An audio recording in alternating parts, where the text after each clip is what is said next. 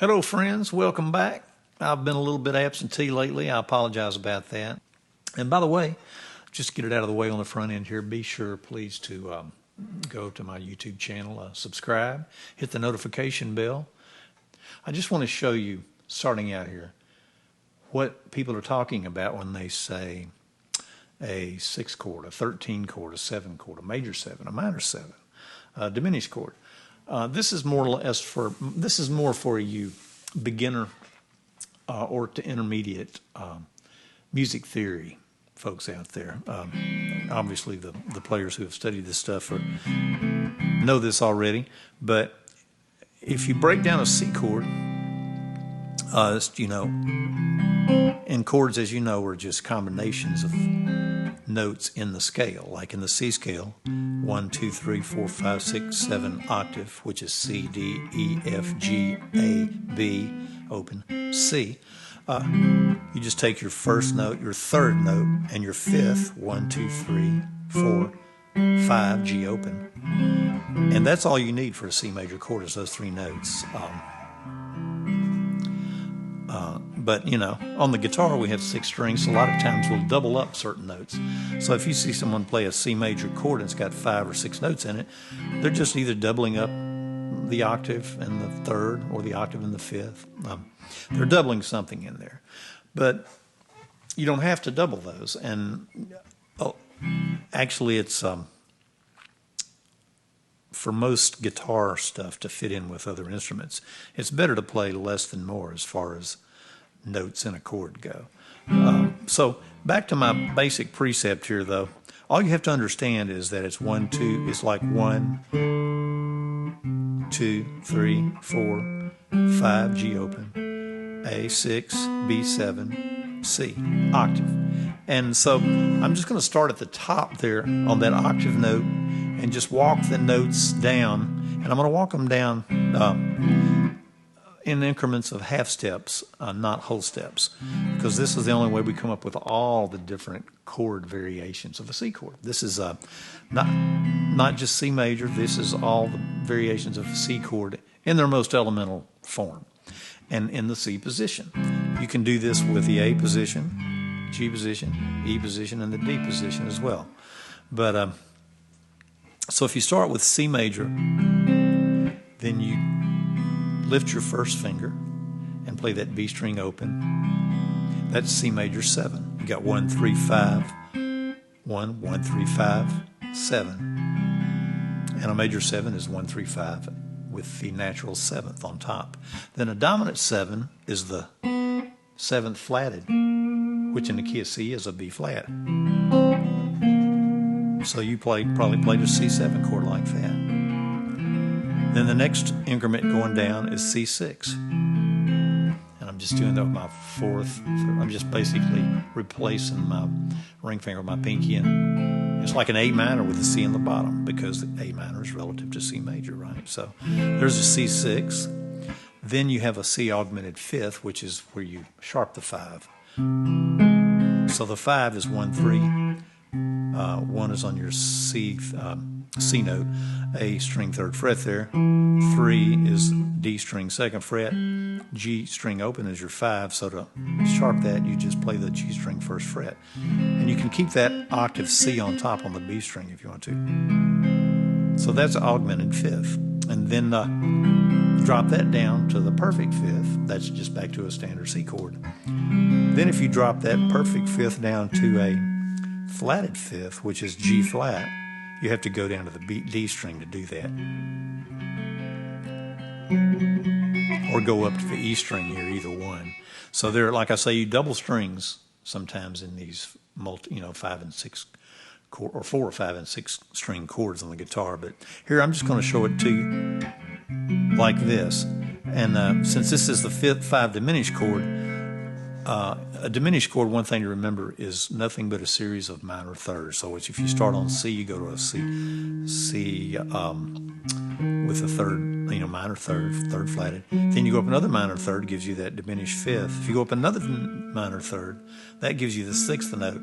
Another minor third brings you back to C. So a complete C diminished chord would be. But since we're, I'm gonna leave that minor third out there and just give you the diminished fifth, the sixth, and the top octave. Then going from the diminished fifth, we come down to the fourth, 1, 2, 3, 4, which is F in the key of C. Then, which is my pinky's playing the D string, 3rd fret. Then we come back to the C chord with a perfect third. Then we drop that down to the minor third, and you have a basic C minor there. It's hard to play in the C position. C minor's a little tricky. That's why you rarely see anybody play it. I mean, right here I'm actually just using 3 fingers. I got this C. Everything's just like a C chord dropping that note down. But you don't see many people do it there often. That's why you'll see them play it like a C minor 7. So you don't have to play that. You can bar that 1st fret and put your flat 7 there on the 3rd fret of the G string. So anyway, but that's your basic minor chord. I'm just doing this A string, D string, and the G string. 1, flat, 3, 5. And then that would bring you to the C add 9, which is just the D string open, or you'll see this played a lot of times with people just playing a C chord but adding the 9 or the 2nd, which is the same note, up here on top. Down here, one place you'll hear it a lot of times is little licks like that. But then after the add 9, you come to the flat 9, which sounds kind of ugly when you put it in the bass there. Back to your C, perfect major. But so that flat 9 you'll hear up here an octave up most of the time, like so, and that's when they add the 7th. You rarely hear a flat 9 or a sharp 9 or a flat 5 or a sharp 5.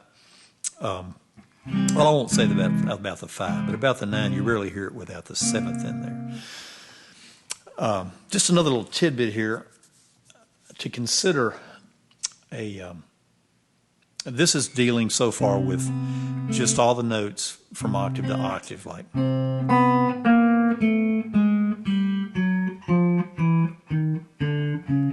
just walking down half-step increments, the 12 tones: C, B, B flat, A flat, G, G flat, F, E note. These are your notes now. E flat, D, D flat, and C. C is, B is the major 7, natural 7. B flat is the flat 7. A is the 6th. A flat is the augmented 5th. G is the perfect 5th. G flat is the diminished 5th. F is the 4th. E is the 3rd. E flat is the minor 3rd. D is the 2nd or 9th. D flat is the flat 2nd or flat 9. Back to your octave there. So when you hear people speak about anything above a 7th chord, say a 9th chord, 11th chord, or a 13th chord, what they're talking about here basically is it's to be considered a true, in music theory, to be considered a true 9 chord, 11 chord, or a 13 chord. You're supposed to have that 7 or flat 7 in there. It can be a major 7. But in order to have a true 9 chord, you would need that major 7 or flat 7 in there. So then to have a C9, that's why you'll hear a lot of times guitarists or musicians refer to it a certain chord, be it C or whatever, and they'll say it's C add 9. What that means basically is they're just playing the basic 1-3-5 triad and adding that 9 on top. If you're doing it in G, you'd be adding it there. So it's just a C add 9, but now if they say it's a C9, generally without the C major, just C9 by itself implies a C7, flat 7, and a 9 on top, which is that which I use. I've shown in a lot of these blues things I've been doing.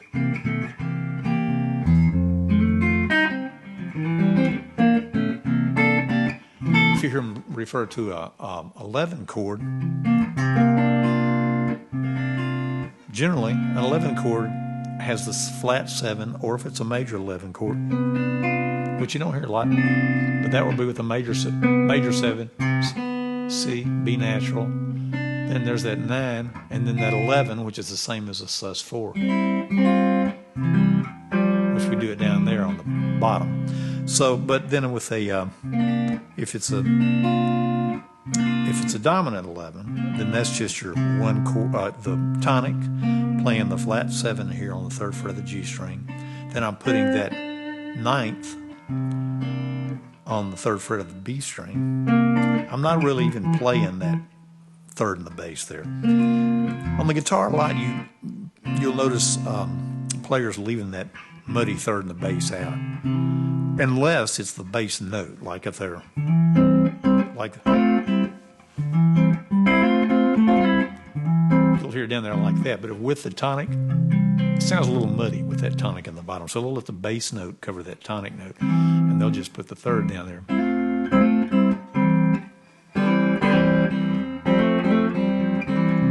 So anyway, an 11th chord, a dominant 11, would be like that.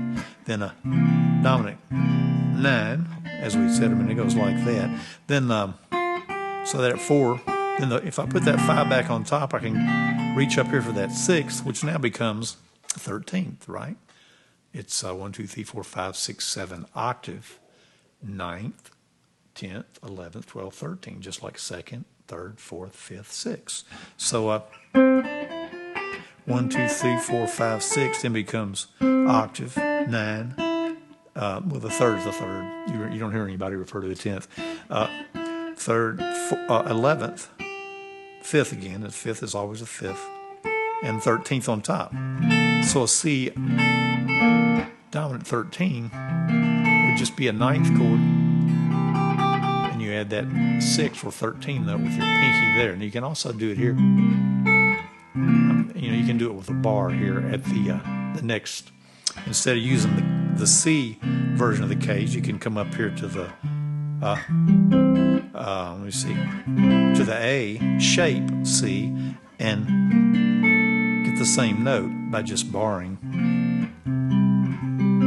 like so, doing it like that, same basic chord. So there's your 13 though. So there's your all your 7s, your and your 9, 11, and 13 chord. So basically, I just wanted to show you how it's not as mystifying as it sounds sometimes when you hear people refer to these chords. And so when it comes to guitar, though, as I was saying earlier, you will notice that a lot of times people, players prefer to use the abbreviated chords. They fit in with the the combination of other players in a band so much more easily. Now, if you're talking about a classical guitarist or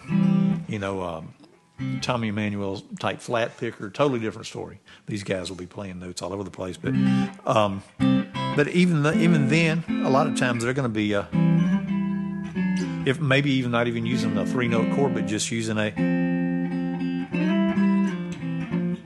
interval of a 6th or a 3rd. But if you hear someone going,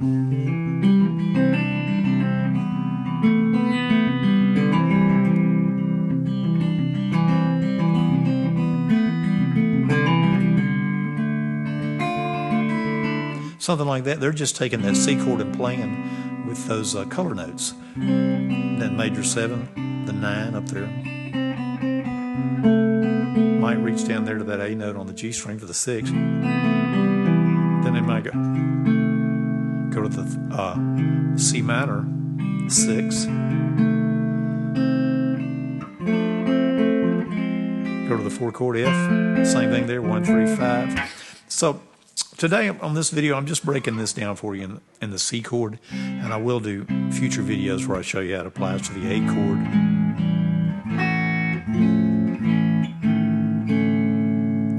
And then the G chord.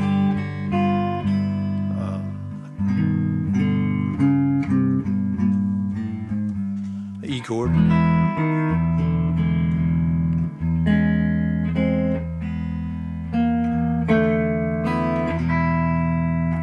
last and not least, a D chord.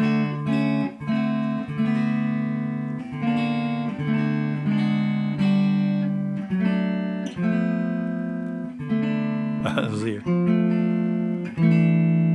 Or anyway, so you'll see how it translates to all these 5 different shapes, C, A, G, E, and D. And once you get these 5 shapes down and underhand, it all will make so much sense. Then you can know the whole neck. You just, if you play these 5 shapes with the bar chords like my caged uncaged system will teach you to do, then you'll have every bit of the neck covered pretty much. So that's going to wrap this little short lesson up, guys. I appreciate you watching. Once again, be sure to subscribe on my YouTube channel. Hit the notification bell and like if you like. Thank you so much. Y'all have a great day.